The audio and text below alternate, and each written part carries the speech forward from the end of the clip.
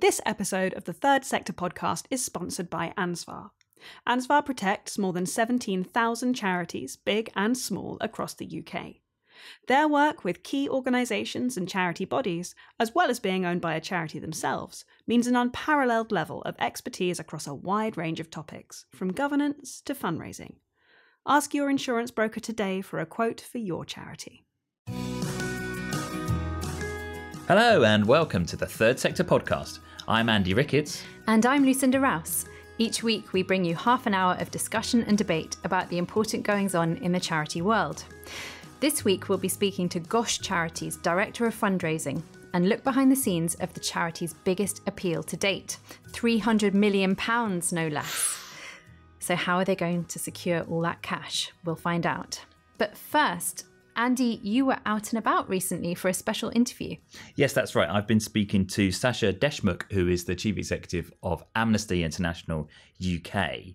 Now, Sacha joined AIUK as interim Chief Executive in 2021 during a rather tumultuous phase for the organisation. They just had their previous Chief Executive step down amid claims that the organisation hadn't been doing enough to deal with institutional racism. And then he went on to apply for the job, and then in June 2022 was appointed as the permanent chief executive. So I went to talk to him about what the organisation has been doing to tackle those issues around racism in AIUK, and more broadly about his thoughts on what's happening in the UK voluntary sector now. And I understand that you've selected some choice clips from the interview which you recorded with him. Should we get started? Yeah, so one of the things that we talked about early on in the conversation was fixed term contracts. Now, it turns out that Sacha is on an 8-year fixed term contract as Chief Executive of AIUK, so he'll be there until 2030. And he talked about what that has meant for him in terms of his journey as Chief Executive, but also I asked him whether other charities should be considering this approach. I think it is something that charities should think about and look at. You obviously have to be respectful of people's employment rights in that situation. You know, anyone, whether you're the chief executive or anyone else, has built up certain employment rights by dint of their length of service. But that doesn't mean that you can't know that you will reach a point where those rights are properly respected in a departure, and that everyone is planning on that basis. It is different to lots of what you see in the charity model. I think it's healthy in lots of different ways. I mean, it's healthy for a mature charity like ourselves, but if you also think of other charities at different stages in their lifespan, is someone who founds a charity and gets it moving and going and grows it brilliantly for the first decade, are they necessarily the person who has some of the freshness of organisational experience or perhaps other organisation experience for where the next step of scale of that organisation is going to be for the next decade of its life? So is he advocating for current chief executives to be put onto fixed term contracts? Well, he was a bit, as you heard there, he's a little bit cautious around that. He didn't want to be seen to be getting in trouble about employment rights and all that kind of thing. But he makes a very interesting point that actually, you know, for a leader of an organisation over maybe an 8 to 10 year period, you might need to reinvent how that organisation approaches things. Things change, times change, and having a fresh leader every so often can help reinvigorate an organisation and get it kind of excited around a new common purpose. I think there are interesting questions about what that means for individual charities if they decided to go down this route. Is that necessarily a good thing to do? In some ways, you would say, yes, it is, because you don't want someone there maybe for 30 years who's going to outstay their welcome. But then at the same time, you could, I mean, to use a sporting analogy, I remember when the long-standing Manchester United manager, Alex Ferguson, announced that he was going to be stepping down at the end of the season after a very long tenure. And immediately the performance of the team sort of dipped. And it was as if the players were kind of like, oh, well, he's leaving. It doesn't really matter about what we do then. And then actually he changed his mind and said, I'm going to stay longer. And then their performance improved again. So you wonder whether you might get a little bit of that charities would have to be concerned about. But I really thought it was an interesting idea. And he also touched on his views around growth.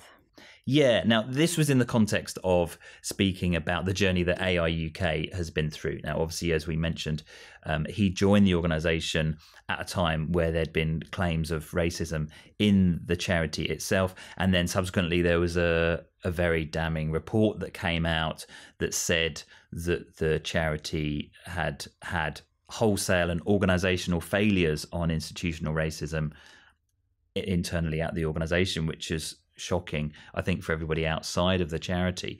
So obviously he's been working very hard, and we spoke at length about the things that he's been doing and the things that he's been putting in place to address those within AIUK. He's obviously been working very hard on that.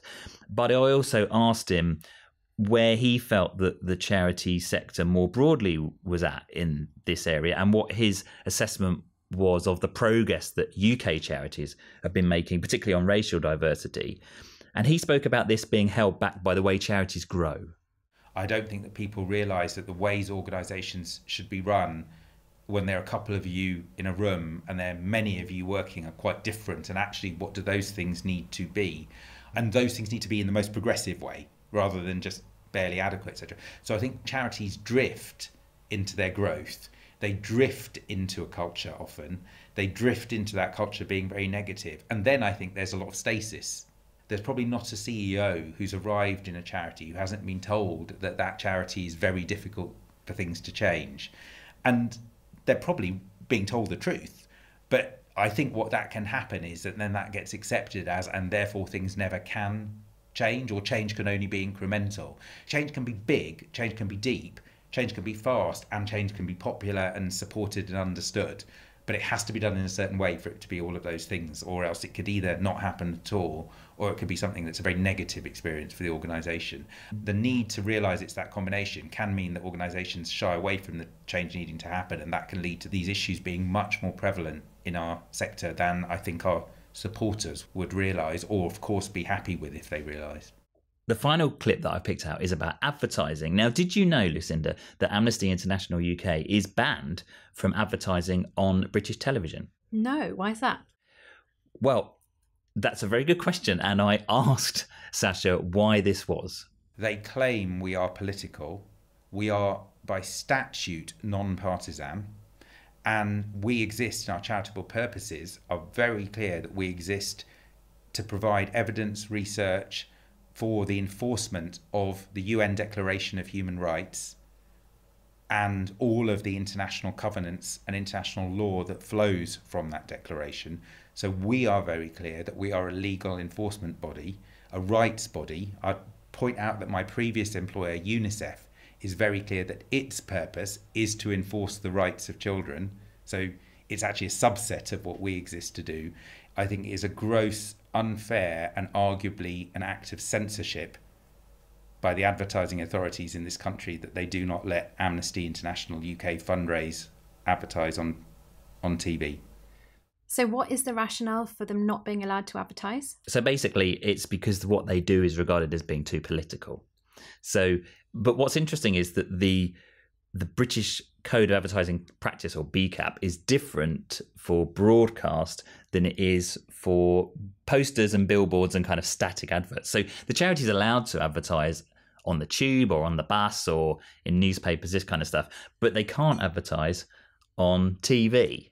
And obviously AIUK thinks this is grossly unfair and they should be allowed to. And he talked about what routes the charity might have to kind of challenge that, and they're sort of looking at what they might be able to do. But it's a really interesting situation, and it'll be interesting to see what happens going forward, whether they are able to kind of move the dial on this and get things changed. And if you'd like to read the full write-up of Andy's interview with Sacha, you can find it on the Third Sector website. Now, just before we get to our main interview, we'd like to share with you details of another podcast which is produced by Third Sector's parent company, Haymarket. Want to know what makes the biggest brands in the world tick? Check out Performance Marketing Unlocked. It's the podcast from PMW, sister title to Campaign Magazine, and it delves deeper into the performance side of marketing and finds out what really drives the leads, clicks, and sales behind some of the biggest brands in the world. From social media and AI to CTV and the Super Bowl, we catch up with the biggest news of the week and speak to guests from the top of the industry and at the heart of its biggest issues. Make sure to check us out at performancemarketingworld.com and follow to keep up to date with the latest Performance Marketing Unlocked episodes. Moving on to this week's main feature. How does planning and executing a £300 million appeal sound to you? We're delighted to be joined in the studio today by Liz Tait, fundraising director at Great Ormond Street Hospital Children's Charity, or GOSH Charity, and she's in the process of pulling off this very feat. Build It, Beat It is a multi-year appeal, GOSH Charity's biggest to date, and they're just over halfway through. So hello, Liz. Thanks so much for joining us. Hi, Lucinda. It's good to be here. Tell us about this appeal and how it came about. Well, what I would start by saying is the appeal is based on something that the hospital really needs, which is to transform its facilities for children with cancer. So you may or may not know that 5 children every day are diagnosed with cancer. So that means kind of as we're sitting here, there will be 5 families sitting across the UK trying to come to terms with that devastating news. And at Great Ormond Street, we have some of the children with the hardest to treat, rarest forms of cancer coming to our doors, and we treat more children with cancer than anywhere else in the UK. So it's really important to us that we can have a facility that matches the kind of care that we're able to provide for children, the skill that the medics at the hospital have. And there are many breakthroughs in medical science happening as we speak, incredible pioneering research happening. And what we need at the hospital is a facility that matches that and enables us to bring all of our cancer care facilities into one place. So it's going to be a transformational building and facility, not least for the patients and families who use it. And therefore it's demanded a transformational appeal and requires transformational amounts of money. So that's where our kind of fundraising team come in. Great. So it launched in 2022. That's right. How did you go about planning and structuring such a mammoth appeal? Well, there's been a lot of work behind the scenes, as you might imagine, over a long time. And we're fortunate at GOSH Charity to be building on many decades of fundraising experience. But we started with building our case for support, and we're lucky that at the hospital there's a group of what we call clinical champions whose job it's been to understand the needs of patients and indeed medics working in the facility. And we built our case for support by doing lots of different interviews with those people to understand the true impact that the building would bring to help us kind of develop a really compelling case for support.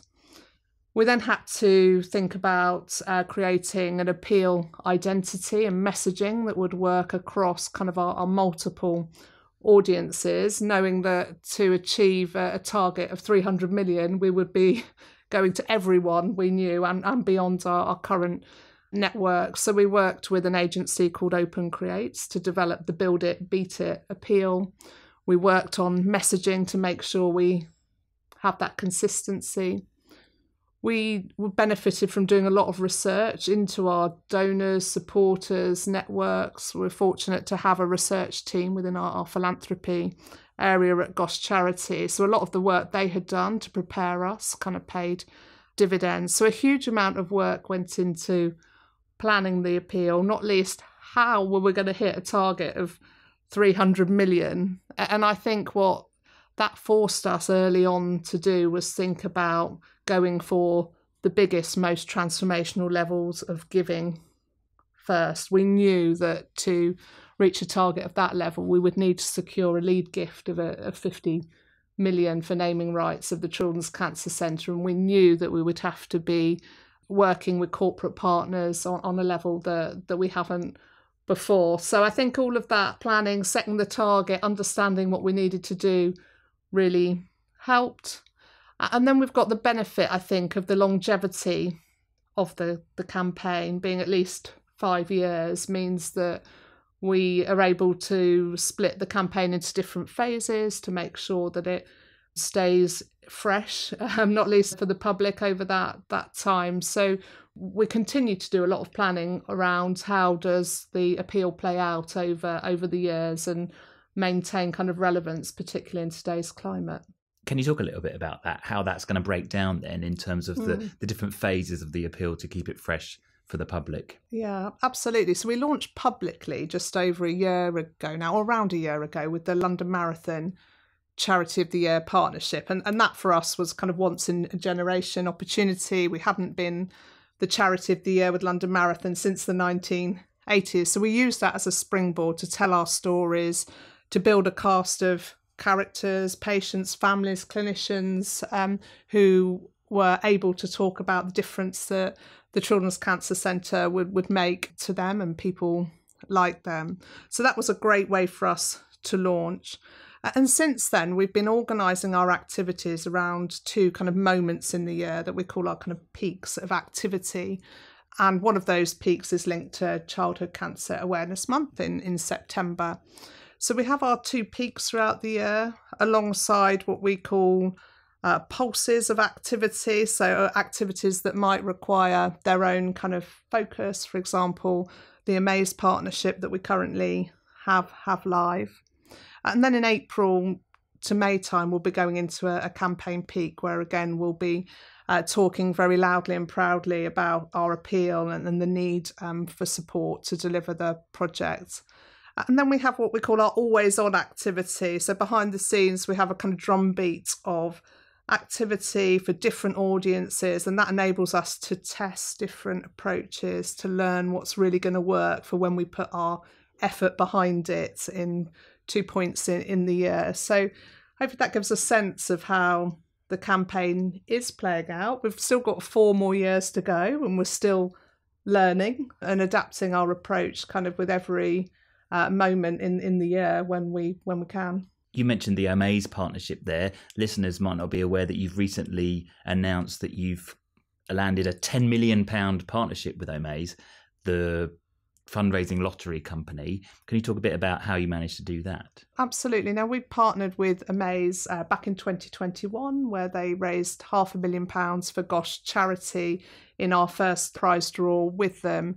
We were delighted that they have agreed to a £10 million pledge towards the appeal. As I mentioned, it requires kind of transformational giving to make a project of this scale work. And the team at Amaze came to the hospital, met some of the clinicians involved in very pioneering research, and truly are committed to helping us deliver an incredible facility at Great Ormond Street. So they've committed to £10 million over the course of the appeal, and we're delighted to have them as one of our lead partners, along with others such as Premier Inn and Restaurants. They're our other biggest kind of corporate partner who are supporting the appeal. And then going into the public aspect of the appeal, which has been going, as you say, almost or just about a year, to what extent are you following on and building on Gosh's very strong foundation of appeals, or are you kind of ripping up the rule book and really going into new areas more? It's a great question. I think we're doing a bit of both, if I'm honest. So we've really tried to learn from the past, and we really are building on the great strengths that Gosh Charity has, particularly in its fundraising, thanks to all the people who've worked there over many years. And we've even met with Marion Alford, who led the Wishing Well appeal back in the 1980s, who's given us great insight into how it worked then. So we've taken a lot of inspiration from how Great Ormond Street has run appeals in the past. And there's a lot of similarities, not least having a very tangible project, a really ambitious target, a clear case for support, and the focus on volunteers and lead gifts. But we have found that some things have changed. So, for example, in today's very connected world, that means we have gone public with our appeal earlier than they did with the Wishing Well appeal or would have done previously, because it's very hard to ask corporate partners to keep an appeal and their support behind closed doors. Actually, for them, a lot of the value comes in talking about their support and the difference it it makes. So we're working with our partners very differently and actually see there being a real opportunity to build on the networks that they have and the presence that they have to promote the appeal. I mean, Premier Inn and restaurants are a huge network across the UK. So actually we see them as being a great platform to promote the appeal, as is Amaze with the amount of reach they have. So in some ways we are ripping up the rule book. We're yet to write the new one because we're still learning, and we are very keen to share the learning that we have with the sector, because we are already seeing the benefit of running a big integrated appeal across all of our fundraising. And I know that others may be looking to do the same in big charities and small charities alike. So we're committed to sharing the learning as we go, but we don't claim to have all of the answers yet. Are there any specific innovations that you've put in place for this particular appeal that you're able to talk about? Yeah, no, absolutely. And we're still innovating behind the scenes, and some things haven't reached the market yet. But the appeal identity that we created with Open, the Build It, Beat It appeal, was deliberately kind of designed to help us flex across lots of different audiences. So for London Marathon, for example, we asked people to run it, to build it, to beat it. And we've been applying that to different areas. And a growing area for us is gaming and streaming. So we have had a focus on activity where we've asked streamers to stream it and build it and beat it, for example. So gaming and streaming is a growing area for us. And I think the appeal has real resonance with streamers, because again, it's very tangible and people will be able to see the direct impact that their support has. So that's one area where we've been innovating. But some of the innovation has been more focused on encouraging giving to be accessible and inclusive. So looking at faith-based giving, for example, and how we can integrate giving around Ramadan with the appeal.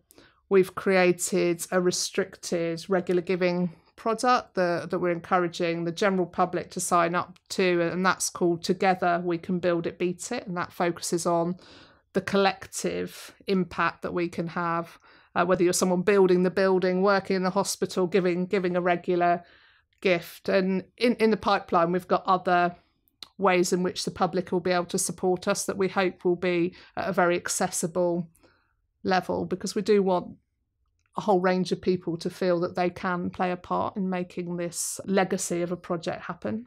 Obviously, 6 years is a very long time for any project, and things can change quite quickly. Since you first put this plans in place, we've obviously seen the cost of living crisis raise its head. To what extent have you had to adapt and change the plan in response to world events? Yeah.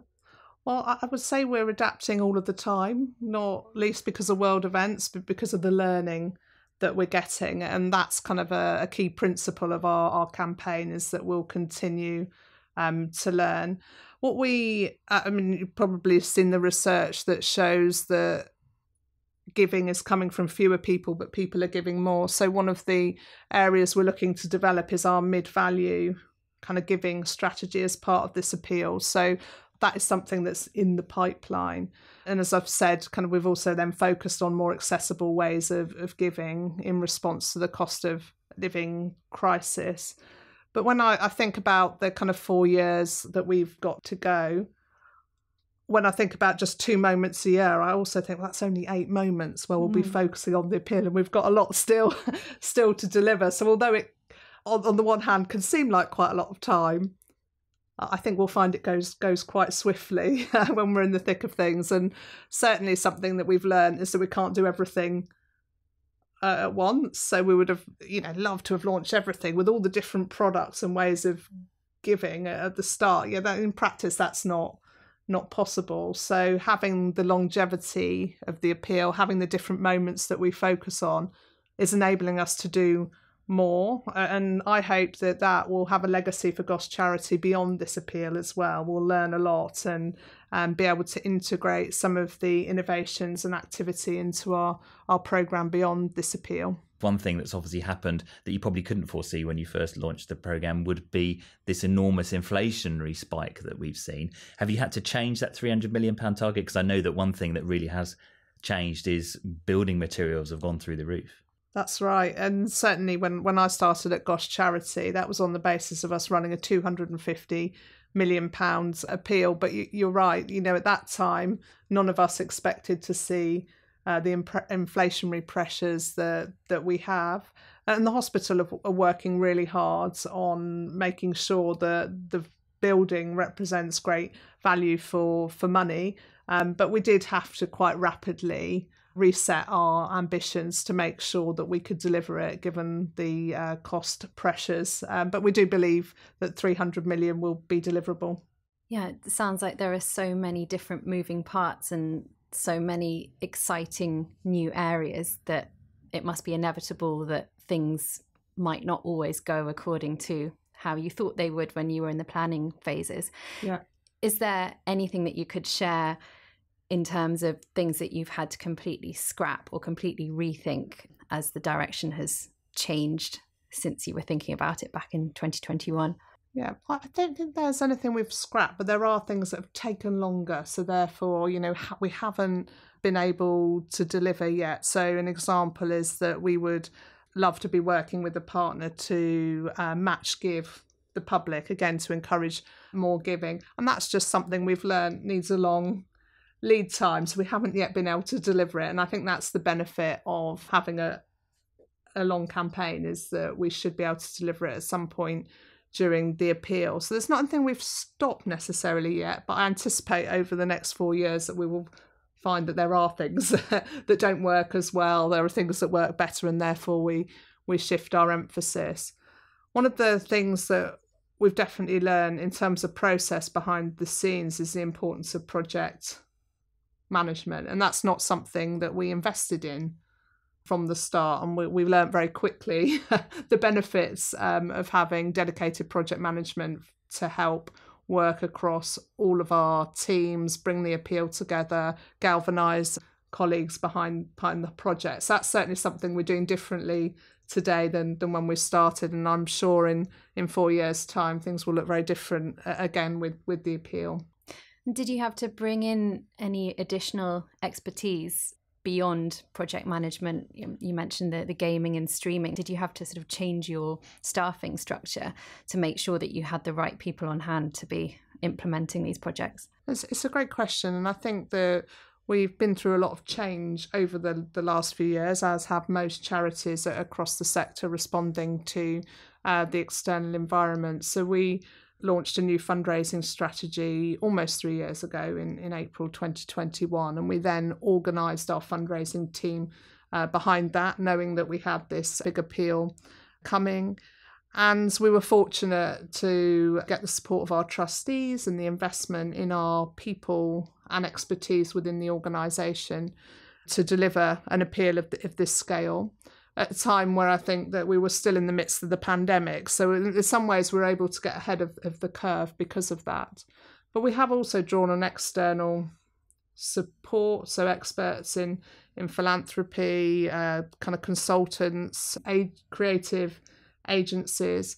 And then I would probably call out the kind of voluntary support that we get. So Gosh Charity has a long history in working with what we call senior level volunteers, which is of great benefit to us. So for this particular appeal, we've set up a campaign board chaired by Eileen and John Graykin, who are also the lead donors for the appeal. So they are working with other philanthropic donors to reach out to their networks. But we're also drawing on the support of our corporate board that we have, as well as we've set up 2 new kind of committees, bringing in experts from different industries. So we have a gaming and streaming advisory boards, and we've recently set up a marketing advisory board to help us leverage the appeal and increase awareness of it. So we've been building up our connections and networks, people who are bringing different skills to the organisation and to the appeal in that way, and I'm sure that will continue actually over the years ahead, particularly if we look to grow and develop new income streams, we would then reach out to people who know those areas the best and can support us. And this is obviously a massive appeal. It's your biggest one yet, and it's to fund a specific enormous project in the form of a new centre. Does this mean that all other fundraising activities have been put on hold? And how do you ensure that, if not, that you're keeping people interested and keeping people motivated in the other causes that you're raising funds for? It's something we think about often, because the rest of our fundraising hasn't stopped and can't stop, because Gosh Charity is the biggest funder of paediatric research. That's something that we need to continue to fund, and it's crucial, and actually, works very closely with the Children's Cancer Centre and the impact we'll be able to deliver in terms of beating childhood cancer. So we continue to fundraise for our research programme. We have really important programmes in terms of patient support, providing accommodation for parents who might be travelling from across the UK and so on. So all of that need is still there. So what we would call our business as usual fundraising has continued.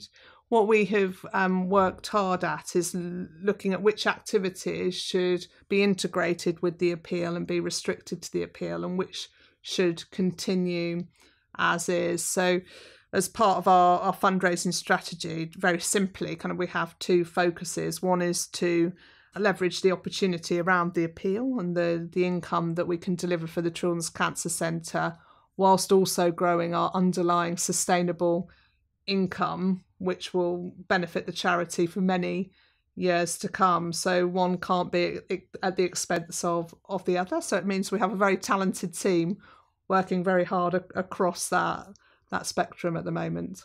You've obviously worked at a range of other charities as well. You've held senior roles at Battersea and Teenage Cancer Trust before joining Gosh Charity. What lessons do you think that other organisations, maybe they wouldn't be planning £300 million appeals, but that are looking to plan a big appeal, what kind of tips and hints would you give to other charities that are in that sort of position? What we have is quite a breadth in terms of our programme. So I know we really benefit from that as a charity, and each charity's own position will be unique. But a couple of things I would pull out is that having a really ambitious goal galvanises people, be it your team or your supporters. So that's certainly a learning for me, is the real benefit in setting your sights really high beyond what might even feel achievable. So I think that having something so aspirational that will deliver transformational impact really does galvanise people to give and support you. So I think that's certainly, no matter the size of charity, is something that I would advocate for. Now, clearly, depending on the charity, it might not be 300 million, but 3 million for a smaller charity might represent the same level of ambition. So I think there's something about having a really clear, tangible project that the organisation galvanises behind, and fundraisers can't do that alone. Actually, that case for support and that need has to be a collaborative effort across a charity, in particular those who know the needs of the people or the animals that a charity is supporting best. So I think there's something in the organisational culture that's important, and the ability to collaborate on developing something that really is quite special that people want to get behind. So there are a couple of things I would suggest. I think also for trustees of charities, the willingness to back the team with investment is key, because you can't achieve ambitious goals without that support and that investment in people and activities. So there's something around aligning the risk appetite between the board and the charity team that is really key. And again, for charities at any size. So a common goal and having your trustees on board Sounds like very good recommendations for getting started. Liz Tait, thank you so much for coming in today. Thank you for having me.